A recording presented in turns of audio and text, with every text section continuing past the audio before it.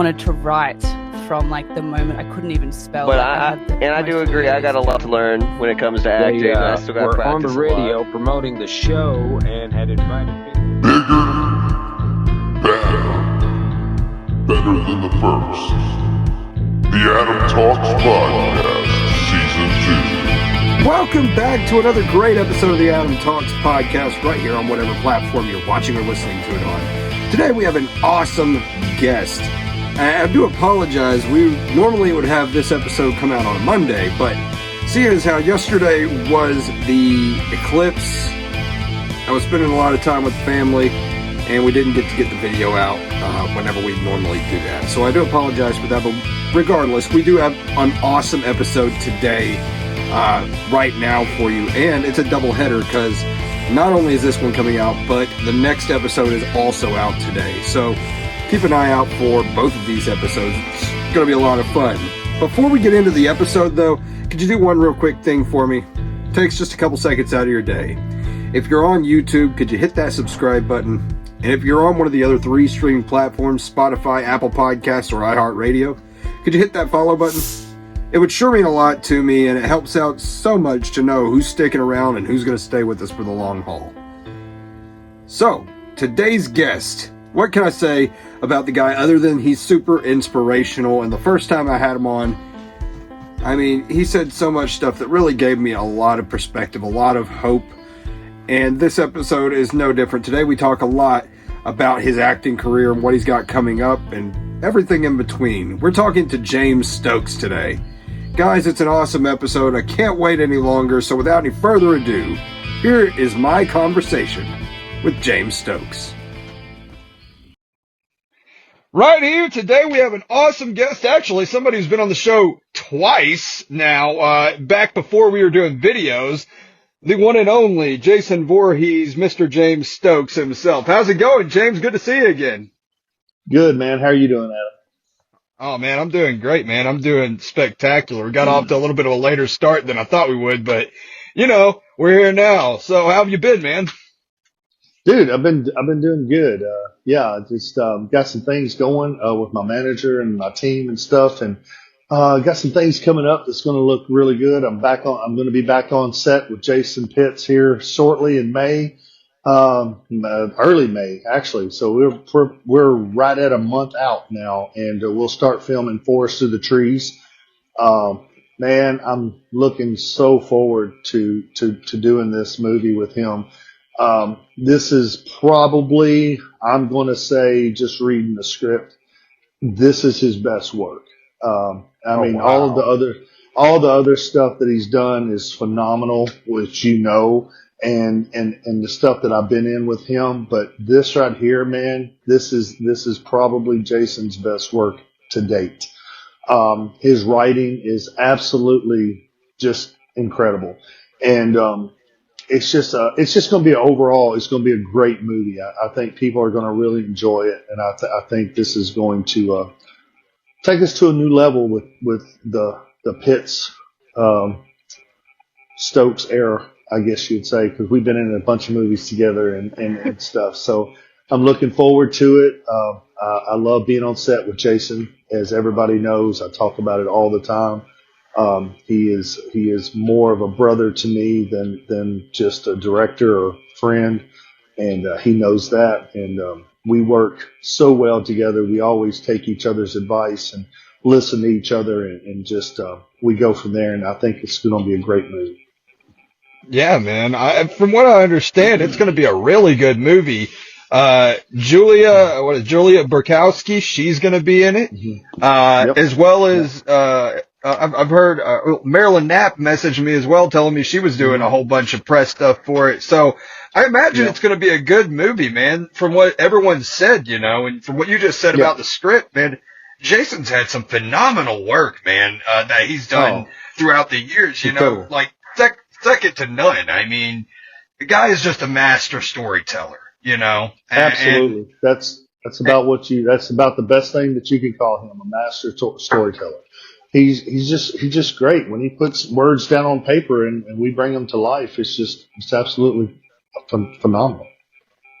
Yeah, man. I mean, the thing that I think is really cool about all the films that he's done is that, you know, he brings life to these characters, you know, as far as the way he builds their character, each character in his film, they're unique, they're different, and they feel lifelike. Like you could see these people in reality, you know, in a real life situation, walking down the street and stuff. Go ahead.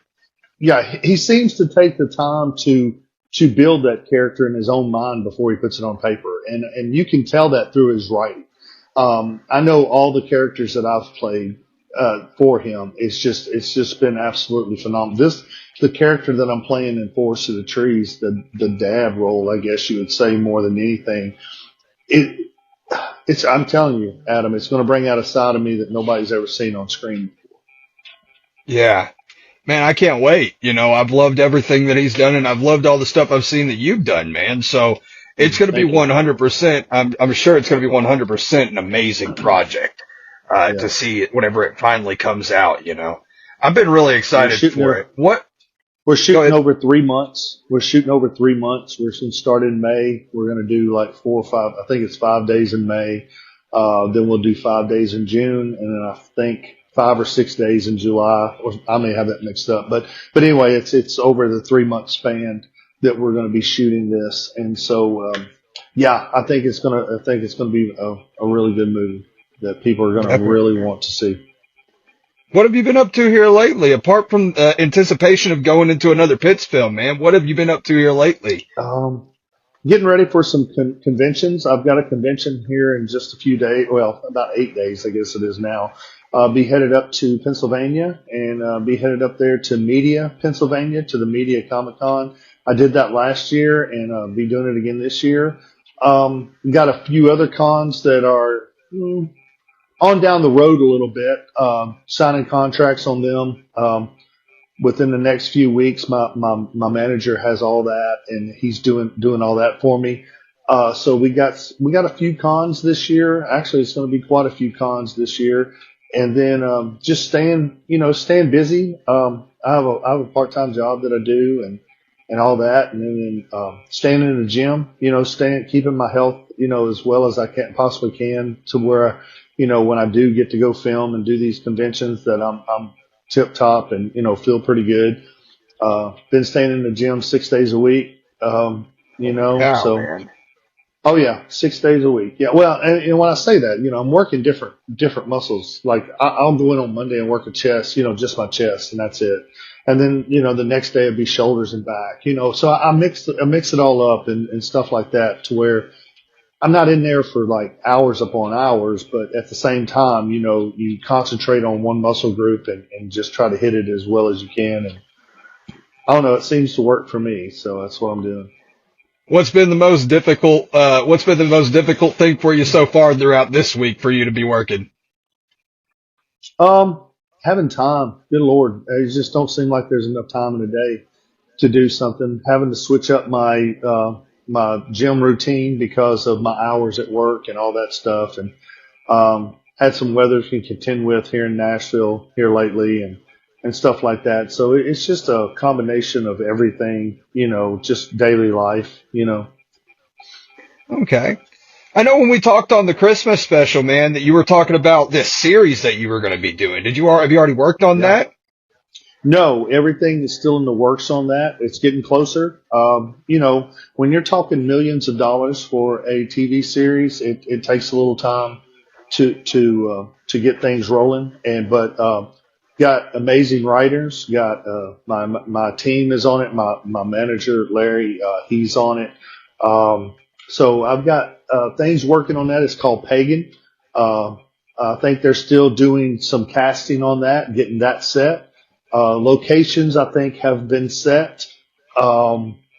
Contracts will be going out soon. So as soon as, you know, like everything else, as soon as the money gets in the bank, that's when the contracts will be signed. So, but that's going to be big. That's going to definitely be I'm going to be in a 10 episode pilot. So I've got 10 episodes. I'm the lead. I'm the lead. That's in it. Awesome, man. Be playing a sheriff of this small town in Missouri. So as of right now, I think we're set to shoot in Oklahoma City. So that's where as of right now, that could change as of tomorrow. But as of right now, I think we're set to film in Oklahoma City. So I'll be out there for several weeks. Man, I imagine that's awesome feeling though, knowing you're getting to be the lead of a project, man. That must fill you with confidence in a way, man, because you worked hard to get there. I have, and it does. It makes me feel very good because I think when you get put into a position as a lead in a movie or as a TV show or anything, it's a little bit more pressure on you, which I strive on pressure anyway. That's what keeps me going. But yeah, it is. It's nerve wracking a little bit because you want everything to be perfect, and everything's not going to be perfect. We already know that. It's just life itself. You're going to have your hiccups. You're going to have ups and downs. But at the same time, as long as you do your best and show people that you're trying to do your best, everything's going to work out. And this is going to be we got a good team behind us, and it's a very big production. So we're talking, I'm not going to give a number, but it's in the millions. I'll just put it that way. Shoot, man! Wow. Yeah. Wow, big time project, man. It's a big time project. Yes. Wow. Is it going to be on like a national network, or is it going to be on a streaming app, or? It would probably be streaming. I think they're shooting for. I don't want to say which one because I don't know. That's kind of out of my. That's over my head as far as that goes. I have nothing to do with where it goes, but I do think that they're looking at some major streaming networks for this. Yeah. Mm-hmm. Yeah. Man, I'll have to check it out. It sounds interesting. Can you say anything about what it's about or anything right now? I can't say a whole lot because we still haven't signed contracts or anything. It's called Pagan. Everybody knows that because it's already out on Facebook. We've been trying to do that. I'm playing, I can tell you that my character is a small town sheriff. And I'm a protector. I mean, pretty much. And that's another reason why I'm trying to stay in good shape because the character calls for the sheriff to be, a pretty good sized fellow. So, and I'm gonna, and I'll show that throughout the series too. And they're gonna bring just reading the 4 episodes that I've already gotten. My character is, it's gonna be pretty badass, I guess you'd say. Yeah. Hell yeah, man. Hell yeah. That's awesome, dude. I'm very happy for you, man, because, like I said, you worked hard as hell to get, you worked hard as hell to get there, man. And everything that I've seen you done, man, has just been phenomenal. You know what I mean? From like little, short film projects to, the fan film playing Jason and then going into all these other things where you just got these minuscule roles and now, you get a lead role. You are the guy, So congratulations on that, man, for sure, man. Definitely. Thank you so much. Thank you so much. I'm very proud of it. I'm very happy and that they asked me to do this. I'm very humbled that they asked me to do this because this is not it's not a small task to be a lead in anything, and I know this, and it's just and I don't take it lightly. I don't take it. I'm gonna do my best to bring out that character to them the way they saw it and when they wrote it. And I'm talking to the writers pretty much every day. We stay in constant contact. We become really good friends. So Denise and Sarah, they're absolutely wonderful. They're the writers of Pagan and phenomenal. I mean, it's just phenomenal. The writing. So I just can't say enough about all these directors and writers and all this stuff. It's just it's the brains behind the whole machine, and it's great, and then they bring in people like me that and see, that's what's so humbling to me is not that I feel like that I could play any character. What's humbling to me is they look at me, they see my work in the past, and they are entrusting that character to me. They are entrusting their writing, their everything that's coming out of their head and put it on paper. They're entrusting that to me to bring it to life. It's a lot on you. To me, that's a lot on you. And because I do not want to, I don't want to let nobody down. I don't want to make the character something that it's not. And so, it's a lot. But when you work together and you find out what they want and you put your input into it and they listen to it, man, that makes it work. It makes it work so much better. It's just, you're not colliding. You're not doing this. You're doing this. And that makes it a whole lot more better. It's just, it's a great atmosphere right now. Definitely. You said your character is a protector, man. And I feel like that really falls back on you as well, like relates to you as well. Because in our past conversations, we've talked about you being a motivator, man. And in a way, that is a protector, protecting people from these negative feelings that they may have and everything. That's why you would go and talk to these middle school kids stuff. How is that gone? Have you been able to do any of that? It's coming. At the end of the year, around the 1st of May till the end of May, that's when I start doing my talks and stuff like that. So it's coming. It's just the way the curriculum works at most schools. They don't have people to come in and talk to the kids until the curriculum pretty much is done, and they're trying to fill in holes and gaps for the kids, something to do, which is perfect for guys like me that want to go in and talk to them. So it works out really, really well. So, and being a protector, that's going back to the forest and the trees. That's what I am to my stepdaughter. That my role in that is the dad, and we lose my wife and we lose my stepdaughter's mom. And it's like, we don't know why she left. We blame each other. Me and the stepdaughter, we kind of blame each other. And then by the end of the movie, it's like, I need to protect my daughter. That is my daughter, not my stepdaughter. This is my daughter. And I need to protect her from what is coming. And I know what's coming, and I've got to try to protect her, and I will do anything by all means. And as you see, as it's written in the script, I will do anything to protect this girl. And so, and to find her mother and to find my wife. But at the same time, it's like, it's going to be a pretty action packed and, heartfelt movie at the same time. I think you're gonna find out. We've been working on it for several months. Went to Arkansas and done some things and stuff like that on this movie, and so it's coming together. But we got less than a month now.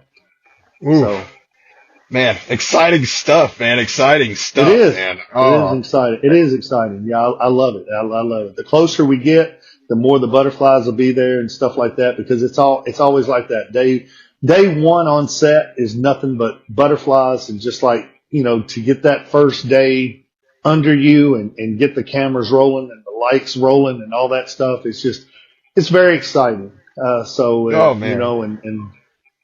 to hear action, it's ready to go. So, yeah. Action. You got to snap into that character, man. You got to be that character, whatever that vision for that character was, and become that, man. I think that's another cool thing about acting, man. And like I said, like I told you several times, I'm not really done much acting, but the feeling of being able to be somebody else just for a little bit is just, it's like intoxicating in a way. It just takes you over, and you want to be that person, whoever wrote it or whoever made this character. You want to do the best job of being that person that you can. I mean, dude, you know how it is. You've written yourself, and I'm fixing to be in something that you did. So I'm very excited about that too. I'm looking so forward to seeing how that's going to turn out. I'm very excited about that. So, it's just, everything is just, and especially doing a voiceover, and not seeing myself on camera, but it's going to be cool. I'm really excited about you being in it, man. I'm very appreciative that you actually said yes. I didn't know if you would shot in the dark. Absolutely, I was like, hell, let's just ask James and see. I love it. I appreciate you asking me. Yeah, man. Yeah. I mean, the role was right up your alley because it's a doctor, it's a therapist for that matter. And like I told you the first time we talked, man, that however long you went on that spiel about, believing in yourself, man, I was like, I feel like I was in therapy in that conversation.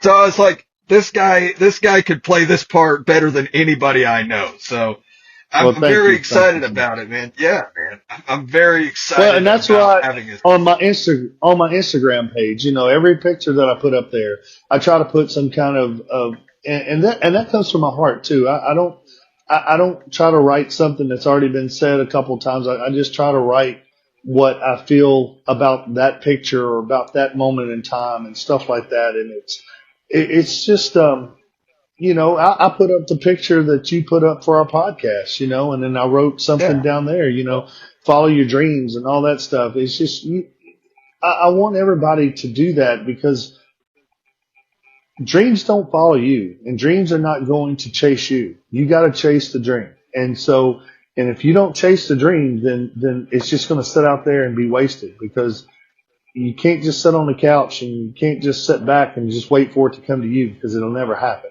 So if you got a dream, you need to get up and you need to go chase it because it's out there to be had, and all you got to do is just go get it. And everybody has the ability and the opportunity to do that. And if I can just show that to one person, and then I feel like that I've done what I need to do. And I like I've always said, you can't change everybody, but everybody can change somebody. And that's the one thing that I kind of live by. And, that's just me, man. That's all I can say. Yeah, definitely, man. Definitely. You're a super inspirational dude, though, man. I mean, you help a lot. You helped me a lot in that one episode, that first episode, to kind of have more confidence to go out on limbs and just ask random people to come on the show that, I had no business asking, that I felt like I had no business asking. Really famous wrestlers, just celebrities in general. Tried talking to all these different actors and stuff and didn't get responses from 90% of them. But I feel like the point is that I actually attempted it. I went for it. And, I did get responses from several of them, but I didn't get responses from a lot of them, but that's not the point. The point, yeah. If you don't fail, you ain't trying. So right. You know what? And that's just the way it is. And that's what you got to do, man. When you cast the reel out, man, you ain't going to catch 90% of the fish. You're going to catch 10% of the fish. So you cast it out 100 times, you're only going to catch 10 fish maybe. That's the way it goes, man. You're not going to catch 90 every time you cast it out. So you just keep doing that, man, and you're going to get people to come in. And I will tell anybody to come on your show. And this is the thing that I don't understand. If anybody turns you down, it's kind of moot point because you're giving them a platform to get their word out there, to get them out there, to get their name out there. I don't care how big, how small, it doesn't matter. It's the whole process of this business is getting yourself out there and getting people to know who you are. That's the only way you're going to make it in this business in the first place anyway. Directors look at how many people you have on your TikTok, how many people you have on Instagram, how many people you have on your following on Facebook. Because the more people you have, well, the more that director wants you because more people's going to watch your stuff. And I think that, and no, I don't have like 1 million followers on anything. I don't. But at the same time, I have followers that are true to me. And that love my stuff and that love listening to what I have to say and all that stuff. And I appreciate that more than they'll ever know. Matter of fact, I can't thank them enough for following me and sharing my stuff and believing in me and stuff like that. That's the true people that you want behind you. You don't need the whole world behind you. You just need certain people behind you, and you still rock the world. That's what the whole thing about it. Yeah, man. And that's kind of the frustrating thing on my end with the podcast situation. I can invite this person. They're like, oh, okay, send me your your top viewed episodes that have over 20,000 views on it. It's like, yeah, I don't have even one with 100 views on it yet or anything, you know? So I could send stuff to you, my best stuff, but I don't think I even have one with 100 on it. And they're like, well, that's okay. Don't worry about it. Just keep growing your brand, whatever. And I'm like, thank you, you know? So, but even if they say no to me, I'm always a very gracious guy, or very grateful guy. Not gracious. Well, I guess gracious. I don't know. I'm a very grateful guy, but, I tell them, you know, thank you for even responding to me, because, you know, they didn't even have to do that. You know, people don't have to do anything. So I try to, I think that's the hardest part for me in this big thing, is just, you know, not the people that don't respond at all, but the people that say, yeah, I'll come on there, but, you need this many views, or you need this many followers, or this or that, you know, you have to have this qualification. And it's like, I'm trying to reach out to you to give promotion to anything you want to be promoted, you know, anything that you got going on that you want to be talked about. I will send out to as many people that'll watch my show. And it seems like people think, you know, well, I've got this many people, and you've got like this many people. So why would I lower my level to talk to that many people whenever, you know, I could talk to someone who has all the people, you know? So it's frustrating in that sense. Yeah, I don't look at it that way. I didn't care. I've never asked you that. I don't care if you had 10 people or if you had 5,000 people or 20,000 people. I don't care. Yeah. I was going to come on your show regardless. It ain't got nothing to do with that. It's taking time out of, and this is the way I look at it too. You know, people can say, oh, you're taking your time to do this for somebody. No, I'm not taking my time for Adam. I'm not taking my time for anybody. I'm taking time for myself, you know, to promote myself. Adam has given me the luxury to do that, whether it be to 10 people or whether it be to 5,000 people or 20,000 people or 100,000 people. You're giving me the platform and the opportunity to do that. And it's also in return helping you at some point, I'm sure, get more followers and stuff like that, which that's what you're trying to do. Well, why would I ever turn you down to help you when I'm trying to help myself as well? And I can't help myself if I don't have people like you to help me. So it's just to me, that I don't even want to get started on that, because I'll say something I shouldn't, and I'm not going to do that. So it's just, I just appreciate you for letting me come on here and talk to you and stuff like that. I really appreciate it. And I will come on here once a month if I have to. I don't care. It's just the way it is. Well, I appreciate you being on here, man, because like I've said to everybody, you don't have to be on here. So I do appreciate it, you know? Yeah, but man, I mean, you know, I think getting off of the heavy stuff, I guess, whenever you're working out, what do you got in your ears? What are you listening to, man? For real, it's country music. That's what I listen to. That's it. I listen to country music. I listen to all types of music, but when I work out, man, I put on country music. I put on Pandora and listen to my country music, and that's just me. That's the way I am. I'm country to the bone, pretty much, and I just love it. I don't need anything hardcore to work out or anything like that. I love working out. I mean, I'm like anybody, you know, you sit out in the truck for 10 or 15 minutes and contemplate, do I want to go in? But once you get in there and you start working out, you know, it feels good. It gets the endorphins running, and it just, I don't know. It just makes you feel good about yourself that you're working out and stuff like that. And I've seen a total change in the way I look and everything else. And to be 52 years old and to look the way I do, it's an accomplishment that I never thought that I would reach.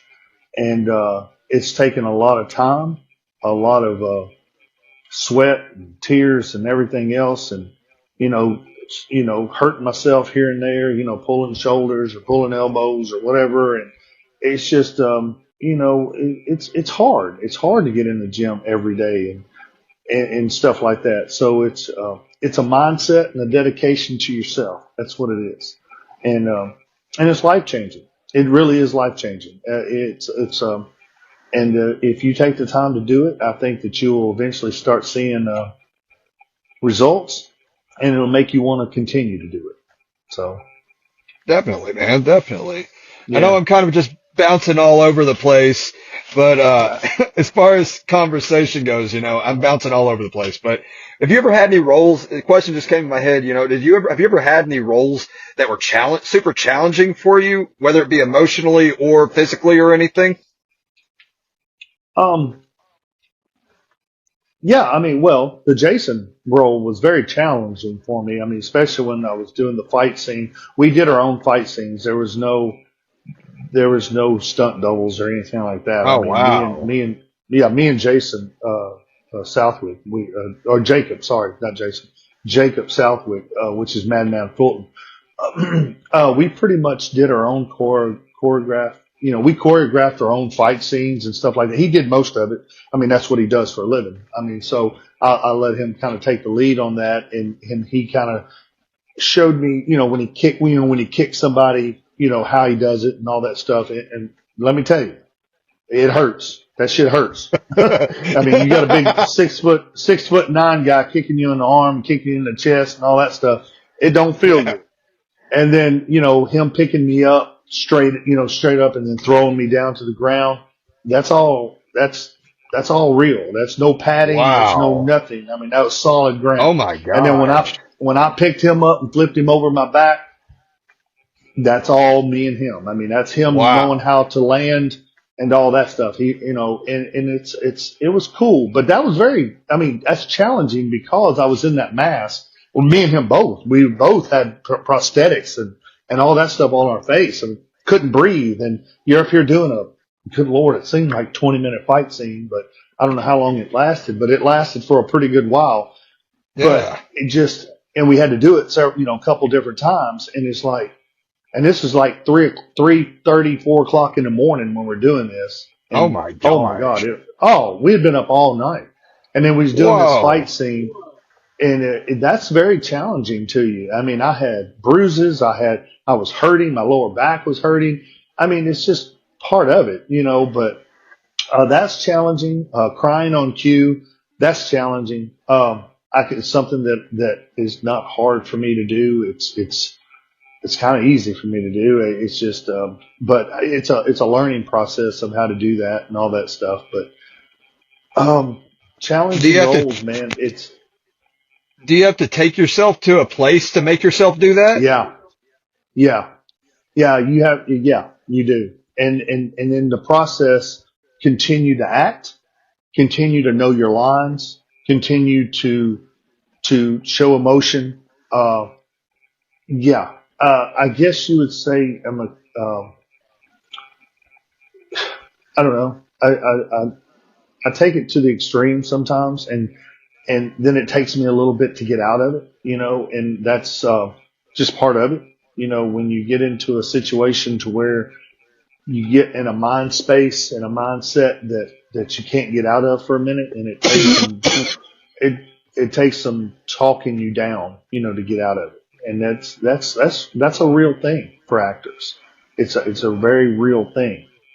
Just like the guy on Criminal Minds that had to leave the show. I cannot think of his name right now. Is it But he the had to leave the Grubler guy? yeah, The guy with yeah. the long hair? Oh no, not him. The other one. I can't think of his name. He was the lead of the Criminal Minds. But anyway, Okay. he literally left the show because some of the real, because every crime scene that they did on there was real. They just Hollywooded up a little bit to make it to be for TV.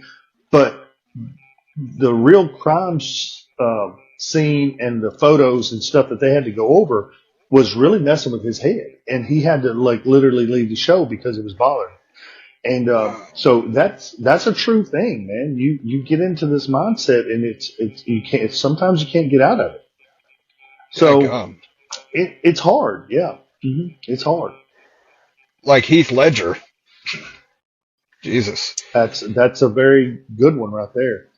I mean, they said when he was on the set of the Joker, I mean, or Batman, and he playing the Joker. I mean, he didn't get out of character because there was Yeah. times where he couldn't.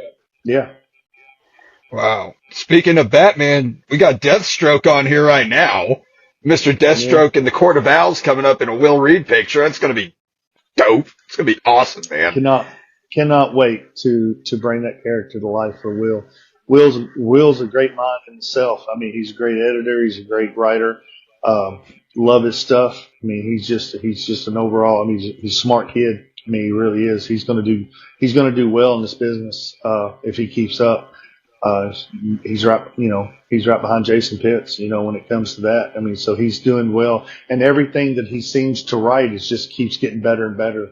And I think that's what happens when you are a writer. I think everything that you do is just one step closer to the best thing you've ever done. And Will's one of those minds that I think he's got the knack to do this. And on top of that, he's a freaking great editor. I mean, that's what he does for, living, I think, now. And he's really good. And I'm looking forward to working with him and seeing what he has for Deathstroke and bringing that character to life. I'm going to be a lot bigger than I was when we did the original movie. So I'm going to bring the character to a whole new level, I think. So you were huge, man. Yeah, he's already told me. So, well, you won't be wearing a shirt, so that's okay. That's fine. I don't care. So you were huge since we last talked about that. I've watched that movie, Heart of Ice, and I got to see the post-credit scene with you in it, man. Yeah, you were just gigantic in that movie, dude. Yeah. For that little short period of time you're in there, you're a lot bigger now than you were then. Yeah. Holy cow! Yeah, man, a lot. Yeah, he was on. Will was on the show recently, and we talked for an hour. And man, we got along really well. He told me so many different things that I didn't know about it, And he said you were like the only person that he wanted to play that part because you fit the part so well. And I told him, yeah. I was like, yeah, I completely agree, man. He is Slade Wilson, dude. I mean, there's no one else I can see as that guy, You're huge and you're a phenomenal actor. You can bring that character's story to life through this film that Will's making. I can't wait. I can't wait to get started on that. That's gonna be good. I'll be back in Arkansas again doing that, and I'm pretty sure that's where we'll shoot it and stuff is in Arkansas. And I'm looking forward to putting on that mask. I really man. That's just getting the guns and the mask and all that stuff and being that bad guy that I usually am. So, Man. Have you been mainly a good guy or a bad guy, or have you done a lot of even as far as that in your movie roles, man? Well, I'm kind of dead even right now. I've got 64 credits to my name, and about half of them is good and half of them's bad. So, or I say bad, but evil. Yeah, is it easier to play one than the other? Yeah, I think it's easier to play the bad guy. Because it's just like playing. I think it's easier to play something that you're not. I'm not that evil guy. I'm not that guy that. It's just like when I was playing the serial killer in a movie that I was doing with Lynn Lowry, and she was my mom, and she was just as bad as I was. I had 4 pages of dialogue when I was walking through the woods chasing this girl down to kill her. And I'm walking through the woods with this axe. And I'm just swinging the axe, and I'm just walking slowly because I'm going to get her. I know I'm going to get her. It's just a matter of time till I find her. So I'm walking through there, and I got 4 pages of dialogue. And I didn't even look at the dialogue until about 2 hours before. And because that's the way I work. I can read a whole script and then go back and read just my part, but I can't learn all my parts until I find out the shoot schedule for that day. I like getting my shoot schedule and then just going over those parts before I shoot to make that part and that scene perfect. And so I took the 4 pages of dialogue, learned it 2 hours before, never missed one word. I loved it. The director, we did it in one take, 4 pages of dialogue. He literally come back. I said, how was it? He goes, You literally did not miss one word in your dialogue. He goes, I don't know how you did that. He said, I've never seen anybody do that. He said, so we're done. We're done. Take stuff. It's good. We're good. We don't even need a second take for that. So it was great. It was great. But I think playing a character like that, you get into a mindset that you're really not. And it's just easier to play because you are playing that part. You're not really that part. I think a real serial killer wouldn't be able to do stuff like that. Their mind is scatterbrained too much. I think there's just no way that they could learn things like that on a spur of the moment, because anybody that has I don't even know what you'd call it, anybody that has the mindset to kill another human being, there's something's chemically imbalanced wrong in their head. That's the way I look at it. And so, you got a lot more going on, so you can't do that. So I think playing bad guys or the evil part is a lot easier for someone like me. Can't say that for everybody. I don't know. But for me, I think it's easier playing the bad guy. Soldier's Joy. Soldier's Joy. When I played that was one of my first feature films. I did it with Danny Ramsey. I played a plantation owner in that, which just almost, it's just, I could never see myself doing that and saying the things that he did to his slaves and stuff like that, and to just treating people the way that plantation owners did back then. I could never, ever do that. But playing that character, you would watch that and you would hate me, because it's just because it looked real. It looked Did like it have a lot of colorful language?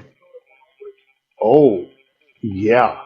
I said the bad word 11 times in almost 2 scenes. Holy cow! Yeah. So it's bad, but at the same time, that's what happened back then. So the director was really trying to bring to life what a plantation owner did. I mean, I wanted the audience to hate me. That's what my character was. I didn't want my character to be liked by any means. And trust me, I wasn't. I mean, when we watched the film for the first time on big screen, everybody hated me. I mean, I'll tell you that right now. So, I mean, the way I looked at it is like, I did my job. I was about to say, that's what I did. I was about to say, you did your job to perfection. Yeah. So, everybody hated me, but yeah, it's acting is just so fun to me. It's being in front of the camera and being in front of the lights and being able to bring out somebody that I'm not, playing cops and robbers, playing cowboys and Indians. It's just that you're grown up and dressing up and getting paid for it. It's kind of fun. Yeah, man. You were saying that it's easier to play the bad guy. I think, and I may be wrong about this, but playing the good guy, it may be harder to, dissociate from the character if it's more similar to you, So if you're going through all this difficult stuff, you said earlier you take stuff with you sometimes, and it's hard to get out of that part. Mm-hmm. If it's a closer role, if it's a role that's closer to home for you, I figure it may be harder to get away from that if it's a serious subject matter in a movie or something. Sure. Would that be right? Yeah, I think and I do. And I think Forest of the Trees is going to show that. I'm not a bad guy in Forest of the Trees. I mean, I'm not. I mean,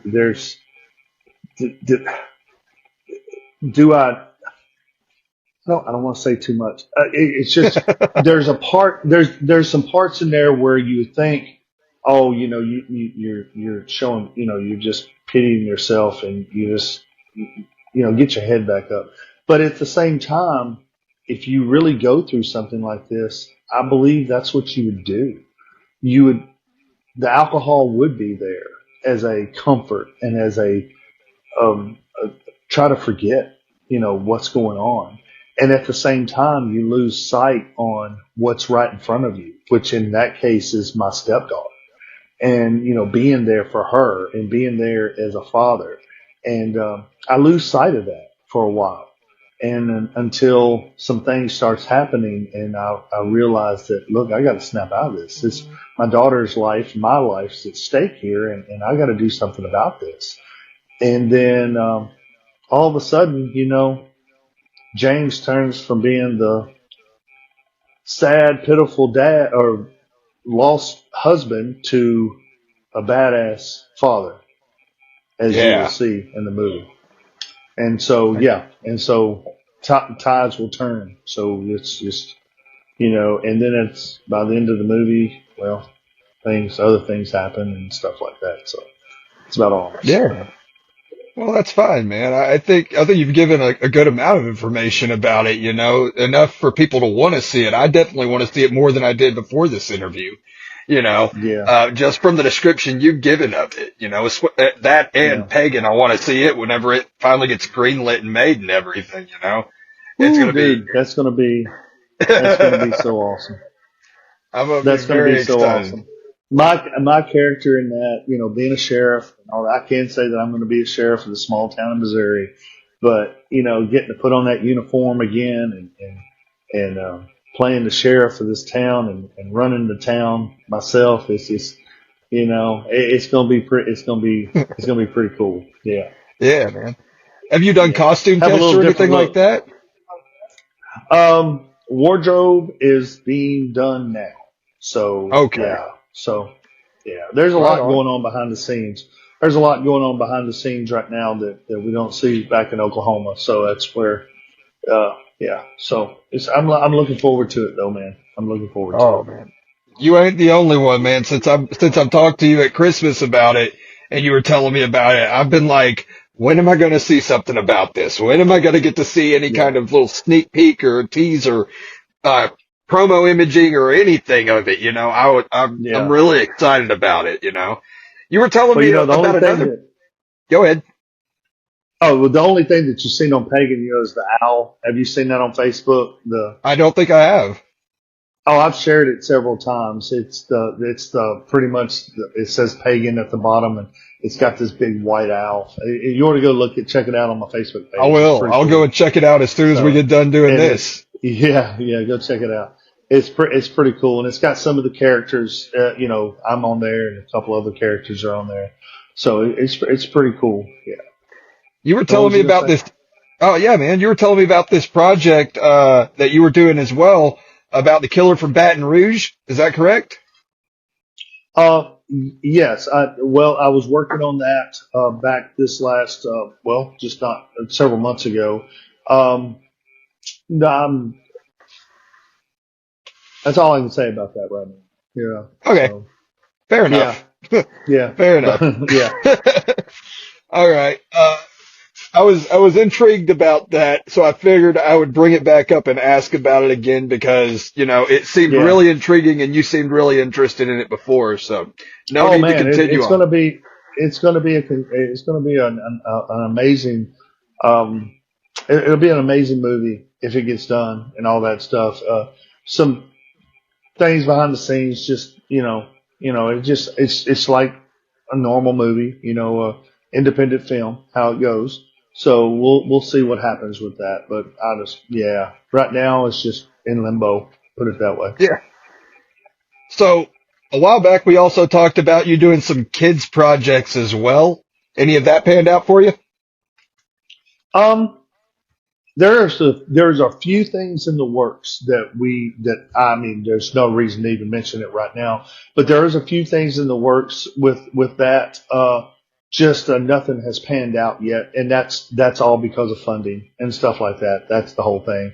And with the way things are right now in this world, funding is everything. So if you don't have the funding, you might as well not even try to attempt to do anything. So it's because everything takes money, and it's hard. And independent film and even SAG films nowadays, it's getting harder and harder to find investors and to find people to want to, invest in a film, that you think and that is going to make it and is going to be really good. But at the same time, it's still hard to get people to entrust their money into you and in your film. So that's what it's all about when it comes to independent film. Definitely, man. Definitely. Bouncing around again, whenever you're going to these Comic-Con events, man, what is the thing that, like, really affects you the most going to them? Oh, the kids. I mean, literally. I mean, the kids are my heart, and it's, dude. It seems like every con that I go to, a kid or someone comes up to me and just, well, just for instance, I had this one kid at in Denver, and I was at Denver Horror Festival this last year, and I went the year before last, or the year before that, and apparently, and this is the thing, I'd met her mom and met her.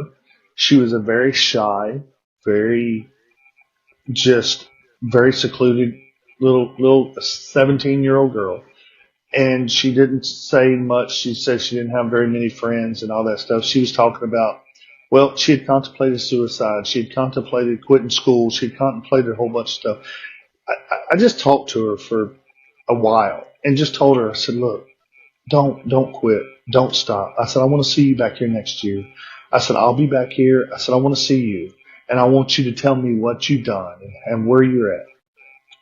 Well, this year I was there, and I'm sitting there at my table, and her mom walks up, and I see her, and I recognize her, and I get up like I do for everybody, and give her a hug, and then she says, and her daughter comes up behind her and just doesn't say a word, just hands me a note and a piece of paper.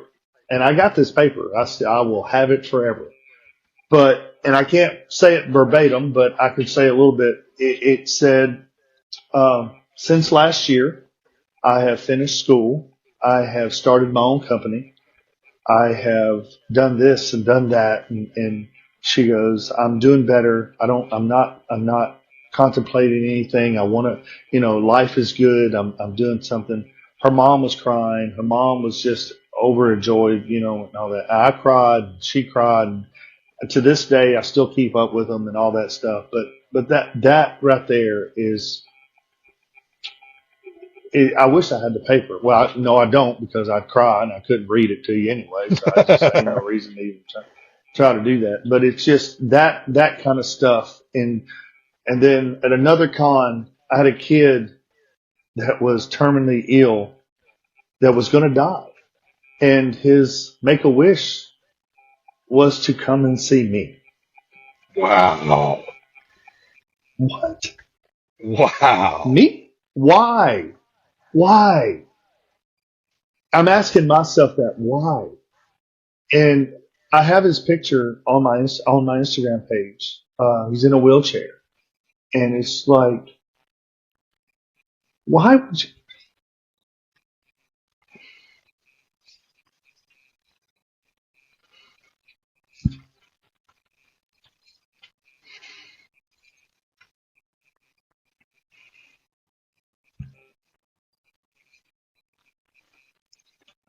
That's what makes the cons.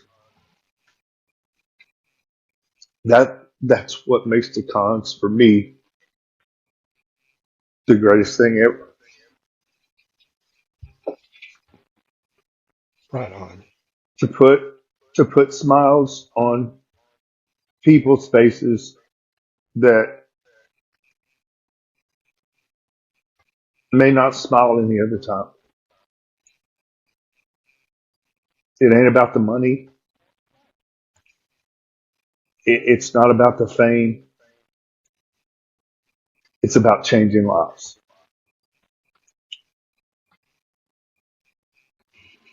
That's what makes it worth it to me.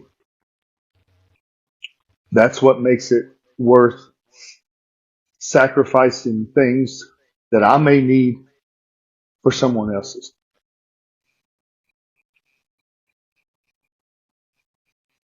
And to see the smiles on their face because they get a signed autograph picture or a mask from me, it just blows me away. And I'll never take that for granted.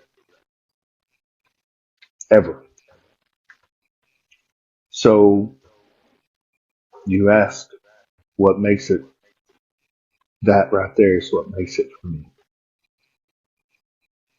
Very good, man. Wow. I'm almost at a loss for words, man. Jesus. Dude, thank you for coming on the show, man. That's the best way we could possibly end this show. Absolutely. Anytime, man. You know how we usually end the show? We ended it the same way last time, I believe. 3 things we're thankful for.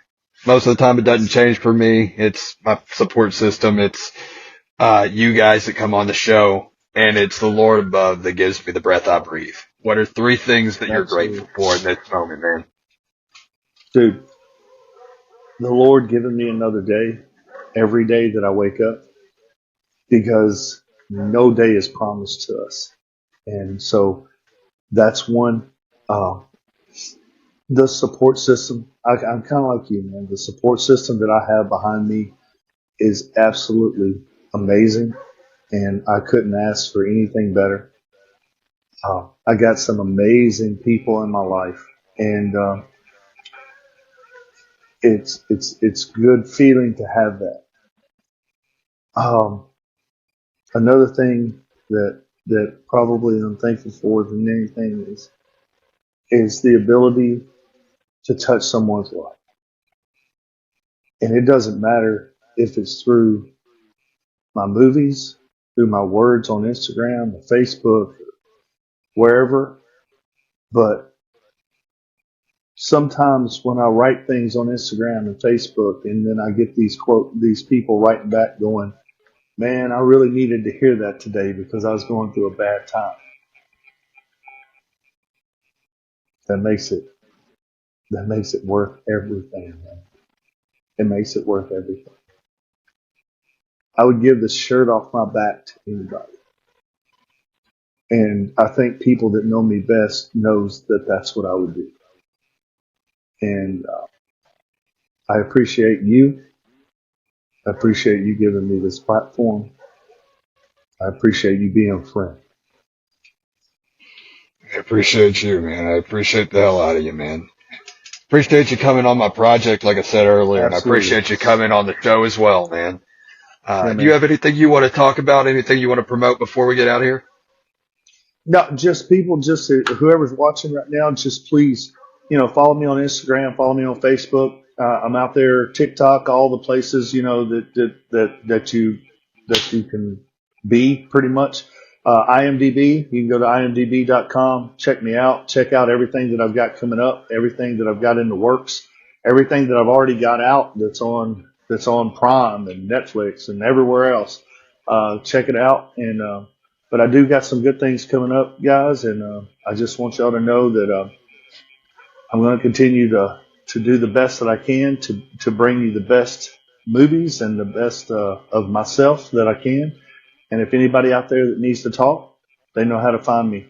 Instagram, Facebook, TikTok, however, I'll write you back. I promise you that. If you need to talk, I promise you that's what I'll do. So I answer all my own questions. So I appreciate it, Adam. Hey, I appreciate you, James, man. You have a great rest of your night, buddy. You too, man. Good night. See, I told you that episode was going to be great, and I don't think it disappointed. I think you guys probably enjoyed it just as much as I did having the conversation. At least I hope you did. James is a stand-up dude. I had a great time talking to him about everything. We got to see a vulnerable side of James at the end of that, talking about those very special moments at Comic-Cons that he's had. It's just an awesome time whenever James stops by. I want to thank you personally, James, for jumping on my audio drama project that's going to be coming out soon. By the beginning of next year at least, so relatively soon, I suppose. I want to thank you for that. I want to thank you for being a good friend and for stopping by once again, man. I can't wait to have you on again. Let's look forward to the next episode, which is actually already online. We sit down and talk to Troy Twain, the current South Central Wrestling Cruiserweight Champion, and one of 5 men that are going to be going for the Vapors Championship Wrestling Heavyweight Championship this coming up May 11th. It is an awesome conversation, guys. I'm not going to go into any details on it. Go and check it out. It should be online right now. It's a fun watch. One thing I can say is we give our predictions for WrestleMania 40 on it, which happened this past weekend. So definitely go and check that episode out. We have a great time on there. I can't express it any more than that. But that's going to do it for this one, guys. So never forget to always listen when Adam talks. You guys have a wonderful rest of your weekend, and we will be seeing you very, very soon.